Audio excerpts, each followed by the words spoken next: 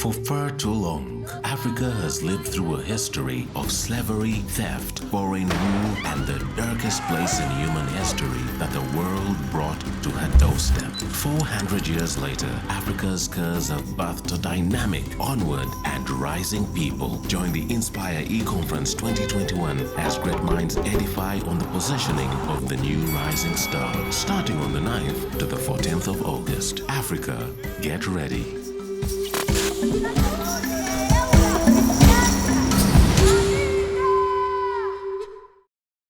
Our second speaker is Mr. David Sseppuya. David Sseppuya is a teacher of the Word of God. He's a servant in the prophetic ministry, an internationally published writer, publishing consultant, and a seasoned journalist who has served as an editor-in-chief of the New Vision and the Daily Monitor, Uganda's two biggest media houses. He ministers in Uganda, Israel, and a few African countries.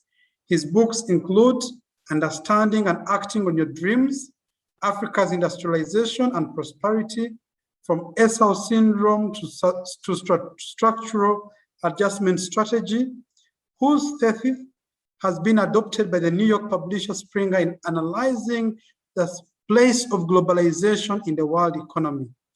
The other one is Overcoming Africa's 10 Plagues and Uganda, Uganda, Africa, and Israel Prophetic Implications. Others are the institutional biographies of Bank of Uganda and the Bank of Uganda in Uganda and Tanzania. He's also a public speaker on African and international history and contemporary social and economic affairs. Ladies and gentlemen, let's welcome David Sseppuya to speak to us this afternoon. Welcome, Mr. David Sseppuya. Oh, thank you. Thank you, Brother Titus. Praise the Lord. Amen. Friends, yes, I have a bit of a power problem, but I believe I will sail through. The good thing is that I'm going to share my screen, so it should make it easy. Don't mind about my face. Those are torches on it, but we shall be fine. So I'm sharing on harnessing Africa's resources and opportunities, harnessing Africa's resources and opportunities. It's a similar topic to what my brother has been sharing. Praise the Lord. Now, Africa's resources are quite great, as brother Peter has shared.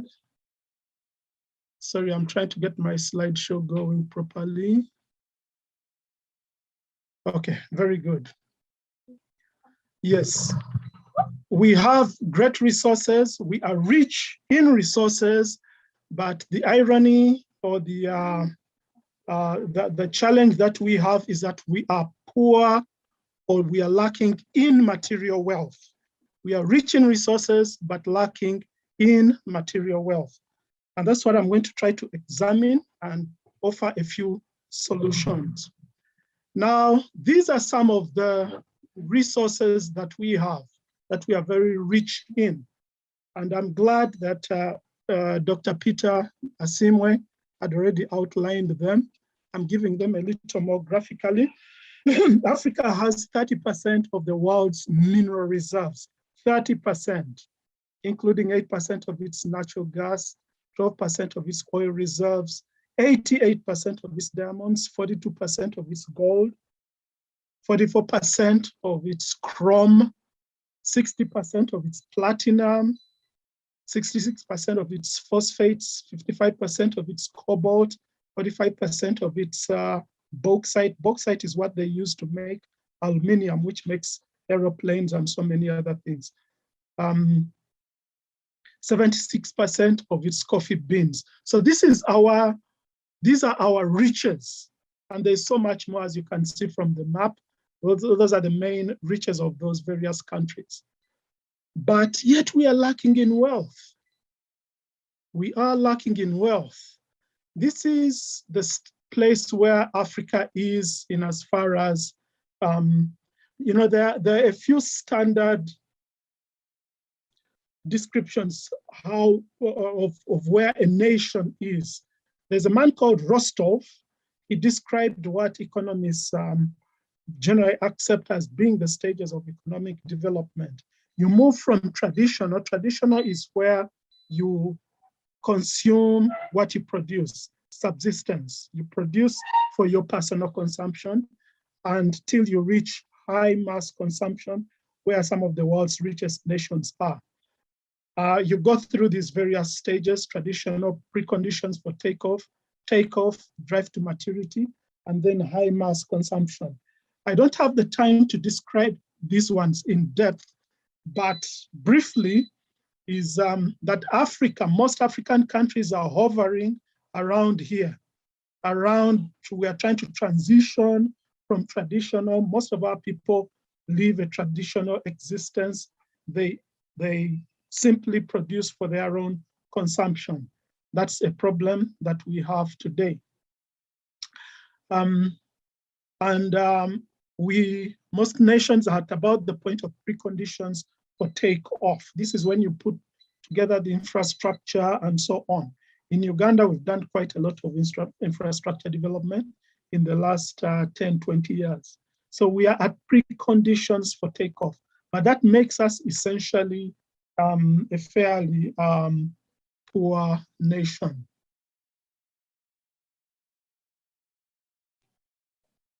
There are a few standard ways of defining a nation's place in its wealth, which I would I'll identify exactly three. There is GDP per capita, that is how much money does every individual in a country have, GDP per capita. Then we also have the GDP or GNP, which is approximately the size of the nation's economy. And then also the Human Development Index, which includes things like life expectancy, health, education, and so on. So by those international standards, this is where, particularly, specifically on GDP per capita, this is where African countries fall. According to the IMF, in last year's estimates, Uganda is the 24th poorest country in the world with a GDP per capita of $915, i.e. every Ugandan's riches on average are $915, which works out at about $2 to $3 a day for every Ugandan. That is poor, friends, that is really poor. The poorest nation in Africa, in the world rather, being Burundi, $264 per capita. South Sudan is the second poorest in the world. DRC, Congo, believe it or not, with all its riches, it has no wealth. People are poor. It has riches, but no wealth. $457 per Congolese. Every Sudanese, the other one was South Sudan, now North Sudan, every Sudanese is 735, 17th poorest. Rwandan's 21st poorest in the world, Zimbabwe 25th, Uganda is 24th. So nearly all the 25 poorest nations are in Africa, other than those four. And Afghanistan is on the way to becoming even the poorest. If you hear what's on the news, when we fight and struggle and kill ourselves, we become poorer. So here's the problem, essentially, that we are rich in natural capital. What I showed earlier on, this is what they call natural capital. It is natural, it needs to be converted into productive capital. So the failure to convert natural capital into productive capital is what is responsible for our poverty, for our debt, for our under-industrialization, and our unemployment. Conversely, the ability and the efficacy with which a nation can convert natural capital, whether it is its own natural capital or imported from elsewhere, the ability and the efficacy of converting natural capital into productive capital is what brings wealth to nations. That's why the other countries are much richer than ours. Ours, for now, is natural capital. It's at that level of being natural. It needs to be converted into productive capital. Now, where do we stand in as far as GDP? GDP is size of the economy. There is the global, then there is the national, and then there is the personal.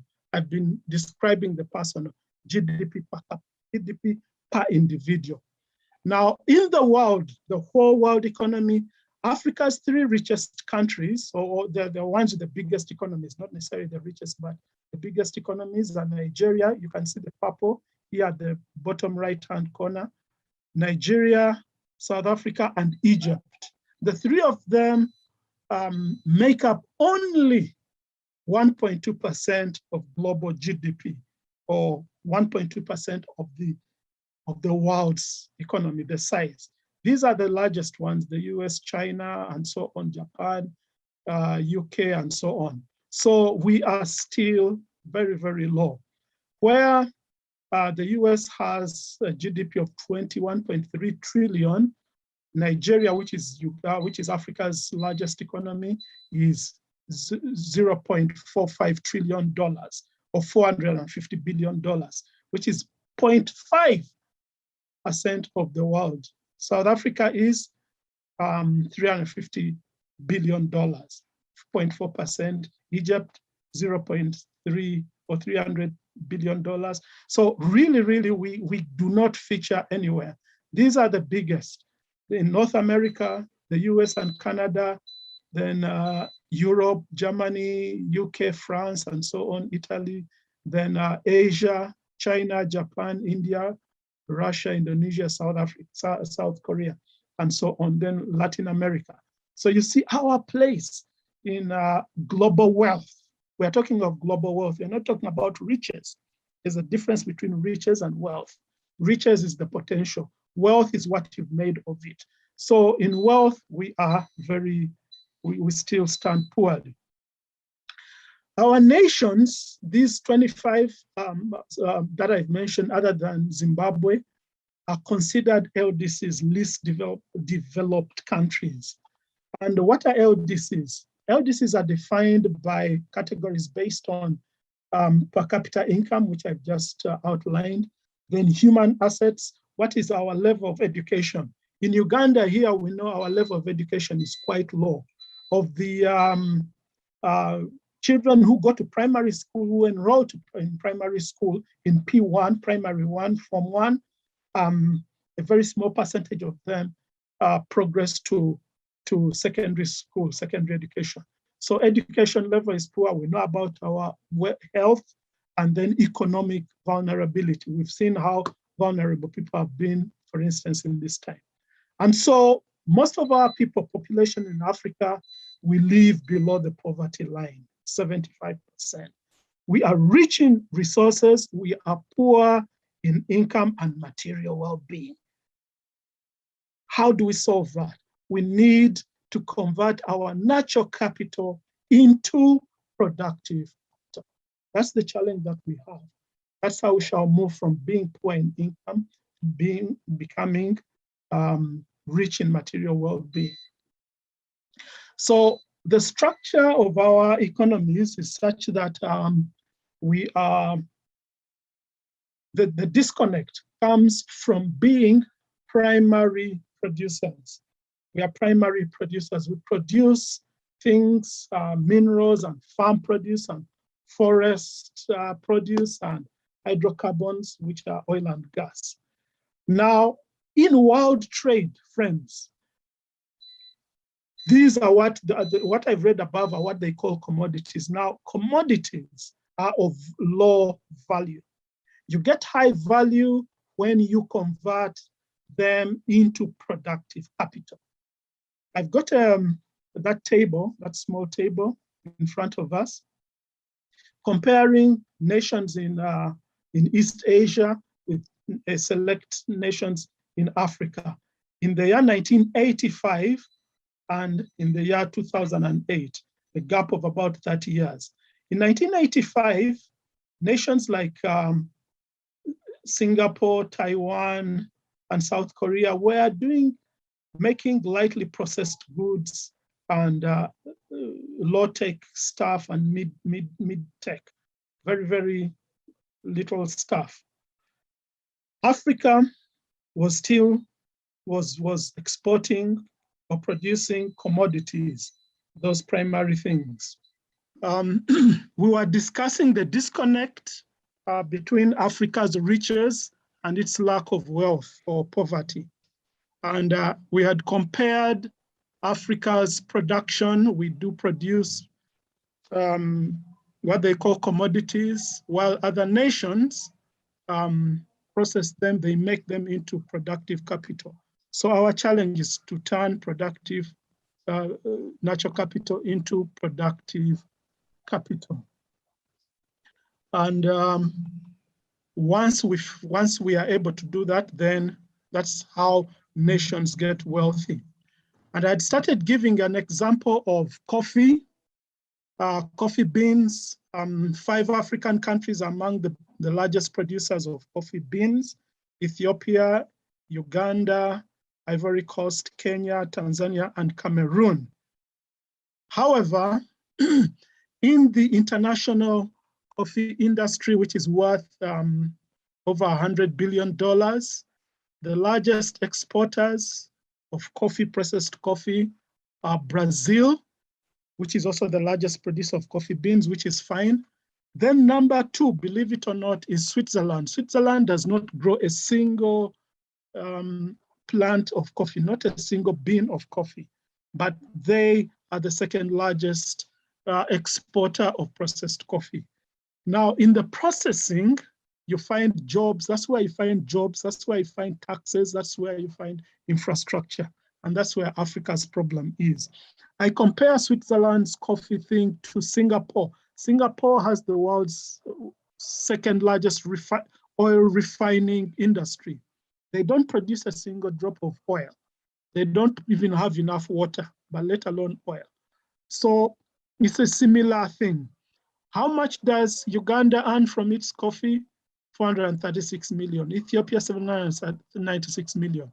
Switzerland, which doesn't grow the coffee, is getting so much. So that's where the disconnect is. The ability or the inability to turn our natural capital into productive capital. Let me give another example, cite another example of more natural capital that we have. Cobalt. Cobalt is one of the greatest commodities you can find in the world today. It works in electric car batteries. It produces, it's used in consumer electronics today. Where does cobalt come from? 60% of the world's cobalt comes from Congo, but Congo is so poor. Lithium. Lithium is going to be the next big thing. Lithium batteries, if you've heard of electric vehicles, they use lithium batteries. Lithium in Africa, Zimbabwe is in the world, Zimbabwe is the 5th largest producer of lithium. It's used in rechargeable batteries for mobile phones, for laptops, for digital cameras. That thing that you're holding in your hand, or the laptop that you're looking at here, much of its components come from Zimbabwe. So it's used for all these things, but how come? Where are we in these matters? So the challenge of converting natural capital to productive capital is what establishes an industrial base. And an industrial base is what brings about manufacturing. What does manufacturing do? It's a mass employer. We are struggling with employment in Africa for all our young people. We know from statistics that the wages that are paid in manufacturing are 6 times what is paid in agriculture. And yet most of our people are in agriculture. And how do people get wealthy? It is a well-known, it's a truism that economic growth spreads around the country's population through employment income. So the more people who are employed gainfully, then you have economic growth. Once we convert our natural capital into productive capital, then the tax base is enlarged, it is broadened. In Uganda, we are struggling with broadening the tax base. It is so narrow, but it is squeezing the same old industries, the same old people. We need something broader. What does conversion of natural capital do? It brings about infrastructure development and proper urbanization, not this urbanization of slums, people living in slums, but proper urbanization. And most of all, it helps in export-oriented manufacturing, which improves trade terms. What are trade terms? Imports versus exports. Today, Uganda's imports are much more than exports. The value or the money that we spend is much more than what we get, because we are exporting low value things. But once we manufacture all these higher value things, then we shall be able to balance our thing out. And that's a challenge across the whole of Africa. We have an unbalanced thing because our trade, because our exports are of so little value, and yet we import high value stuff. Where do we have strategic opportunities as I begin to wind up? Let's remember that these resources are not renewable. Most of them, at least the mineral ones, are not renewable. The other ones of the plant-based ones, those are renewable. But the mineral ones are not renewable. They are finite. A quick example is Nigeria's tin. Nigeria discovered tin about 70 or 80 years ago. Now it is finished. They didn't do much with it. And all these other things, Uganda's new oil, Kenya's oil, and Tanzania's gas, all these things will get finished within whichever space of time. So what best do we do? What should we do? I think, and this is the vision that God has given, let us ring fence strategic resources. Let's ring fence them. Let's not just export all of them to other people. Ring fence them. Quick example. Today in Kilembe, Uganda, we have lots of cobalt. Now, instead of exporting that cobalt, we can use it with, in electric vehicles, because the electric vehicle revolution has begun, and its essential components are cobalt and lithium. So if we go on exporting all these things, what shall we do? We shall have nothing. So ring fence strategic resources, and these are across the whole of Africa. Another example of a strategic resource, Kenya. In 2009, Kenya discovered a metal called titanium. Titanium is called the new steel, the metal of the future. Why? Because it is as strong as steel, but yet it is lighter. The value that they discovered in a place called Kwale. Kwale is in the bottom right-hand corner of the Kenyan map, as you can see, bordering Tanzania. The value of what is in the ground is about 64 billion. But that is if you sell it raw as it is, as a raw material. We call it raw material export, which is really foolishness. But take this one, we know that steel is a very important commodity for economic growth of any nation. Therefore, if you have the new steel, don't be foolish like Esau and you sell it. No, use it. Ring fence. Maybe you can sell a little bit of it, but keep most of it. It's a strategic thing. We are hearing today that copper and lithium are going to become the new oil. Because why? Because vehicles are moving from petrol and diesel. They are moving to their electric vehicles, like what I've just shown you, the Kira vehicle. So if we, and Uganda's copper is almost finished. If I give an example, we have cobalt, but copper is running out. And yet it's going to be the new oil. So if we go on selling the little that we have will be foolishness. The map I have before us shows oil and gas pipelines in Africa, and you will note that all of them run from the interior to the port, to the coast. They run from the interior to the coast. It means we are exporting our oil, and yet oil has a lot of potential for not potential. It is the base for petrochemical industry. Those items I've outlined there: ethylene, propylene, butadiene, and benzene. These are the materials of the petrochemical industry. Now, the petrochemical industry produces things that are used in 92% of all manufactured goods, whether it is your laptop, whether it is your phone, whether it is your vehicle, whether it is the paint in your on your walls, anything. They have something that comes from the petrochemical industry. So there's opportunity. We are talking about harnessing opportunity. There is opportunity in the petrochemical industry, but that, if we do not develop a petrochemical industry, someone else will do so. Singapore is developing a petrochemical industry without having any gas or any oil, and they are the better for it. They are rich. So that's our challenge. So instead of exporting all our oil, let's keep ring-fence some. What can we use locally? African nations. Let's think through that. A strategic solution is stewardship. The Lord speaks of, the Bible speaks of stewardship in various places. We need to steward our things better. When God created all these items for us to use, he created the land, Genesis chapter 1, verse 9 and 10.